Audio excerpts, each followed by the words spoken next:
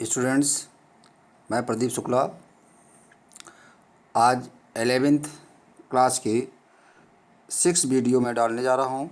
इसमें आप लोगों को operation of the on the sets बताऊँगा और इसका हेल्प हम लोग लेंगे जब हम लोग 2 या 3 या 4 सेट्स को एक साथ कंबाइन करते हैं। कंबाइन करते समय हम लोगों को कई तरीके से कई कंडीशन में इनको परफॉर्म करना होता है। वो कंडीशंस के तहत आपके ऑपरेशंस कैसे होते हैं, जैसे आपका प्लस होता है, माइनस होता है, मल्टीप्लाई होता है, डिवाइड होता है नंबर्स में, उसी तरीके से सेट्स में भी ऑपरेशंस होते हैं स्टूडेंट्स। तो when we perform some operation on the two sets they gives results as one single set students. और ये डिफरेंट कंडीशन में डिफरेंट होते हैं, जैसे कि students that is when we perform some operation on the two sets, two sets or more than two sets, okay, then they give us a new set as a result। ठीक है। और इस कड़ी में पहला जो फर्स्ट हम operation लेते हैं उसका नाम है आपका union of the sets. Union of the sets क्या होता है? If A and B, if A and B are two sets, then A union का साइन ही होता है। Union B is defined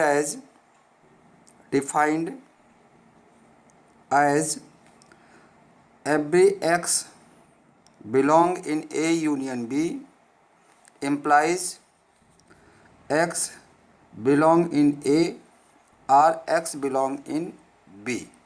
students, अगर कोई एलिमेंट A में बिलोंग कर रहा है या B में बिलोंग कर रहा है या दोनों में बिलोंग कर रहा है तो उसको A यूनियन B में हम लेंगे। ओके, एग्जाम्पल देखिए।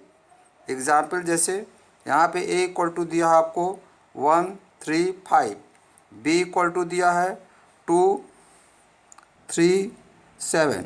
तो आप जब A यूनियन B लेंगे तो इसमें आप चाहे इसमें है चाहे ये दोनों में एलिमेंट है, आप सबको इसमें रखेंगे 1 2 3 5 7, that is the A union B students. तो इस तरीके से A union B defined. Students, properties of union में फर्स्ट प्रॉपर्टीज़ की जो होती है फर्स्ट प्रॉपर्टी क्या है कि if A and B are two sets, then A union B is equal to B union A। ये आपका कहलाता है कॉम्यूटेटिव लॉ। मतलब यहाँ पे ऑर्डर चाहे A का B से यूनियन लीजिए चाहे B से A के यूनियन लीजिए, आपका आंसर सिंगल सेट जो आएगा वो सेम आएगा। चाहे इससे इसका ले ले यूनियन, चाहे इसका इससे ले ले यूनियन, हमारा यही आएगा। ठीक है। सेकंड प्रॉपर्टीज़ की स्टूडेंट्स क्या होती है? B, ये होती है A union B union C is equal to A union B union C। इसको कहते हैं एसोसिएटिव लॉ। स्टूडेंट्स, यहाँ पे 3 सेट हैं, पहले 2 सेट का हम यूनियन लिए, फिर C का यूनियन लिए हैं। इस केस में पहले लास्ट वाले 2 का लिए हैं, फिर इसका लिए हैं, दोनों का आंसर आपका सेम आएगा स्टूडेंट्स। तो इसलिए इसको एसोसिएटिव लॉ कहते हैं। उसके बाद आता है आपका A union null set. C जो आता है आपका A union null set equal to, students हमको आपको बताना चाहते हैं कि यहाँ पे अगर A और नल सेट में देखा जाए तो बड़ा सेट कौन सा है? A है। तो हमेशा यूनियन में बड़ा सेट ही आता है और इसलिए इसका आंसर होगा A। और इस लॉ को कहते हैं existence of the identity element of union. Existence of identity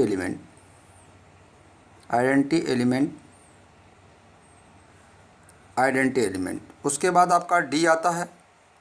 इसमें आपका A union A equal to A ही होगा क्योंकि दोनों में A है, और इसको कहते हैं हम लोग आइडेम्पोटेंट ला,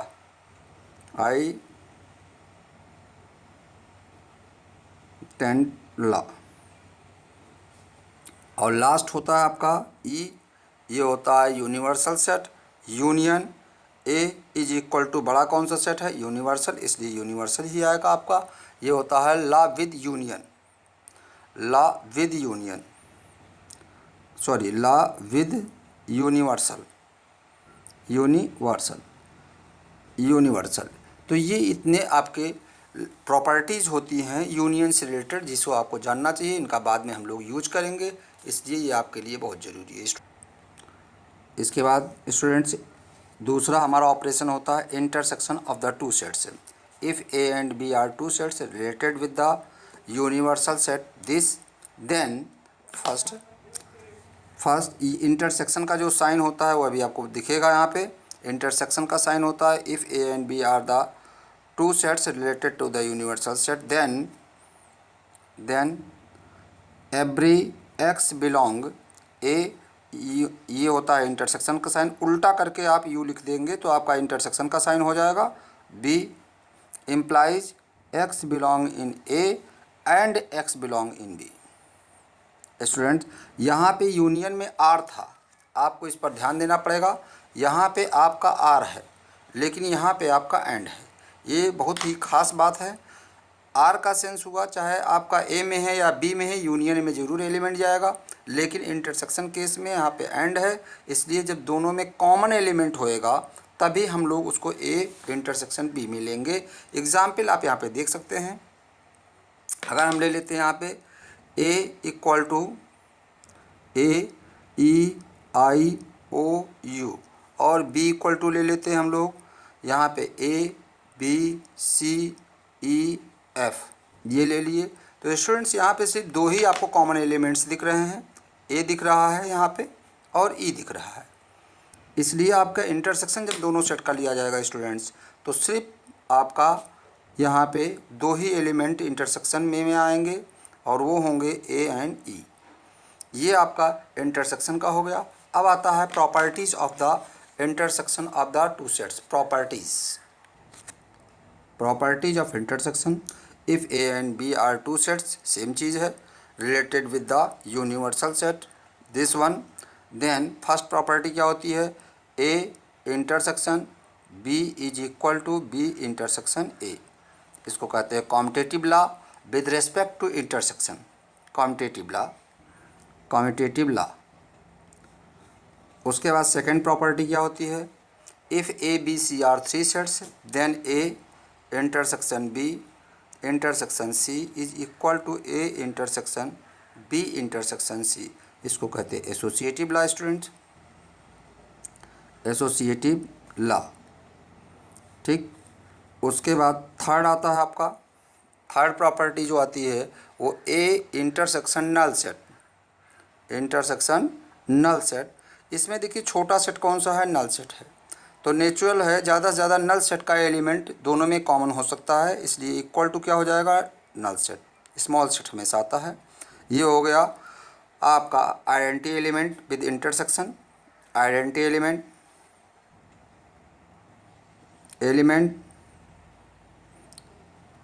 क्लियर। आइडेंटिटी एलिमेंट नहीं कहेंगे स्टूडेंट्स इसको, आइडेंटिटी एलिमेंट तो आपका वही सेट होएगा उसके लिए, क्योंकि उसी सेट का उसी सेट के साथ इंटरसेक्शन आपका वही सेट आएगा। तो इसको आप लिख दीजिए आइडेंटिटी एलिमेंट की जगह कि existence of the null set या operation with the null set, intersection operation with the null set, intersection operation with null set, null set. ये हो गया आपका।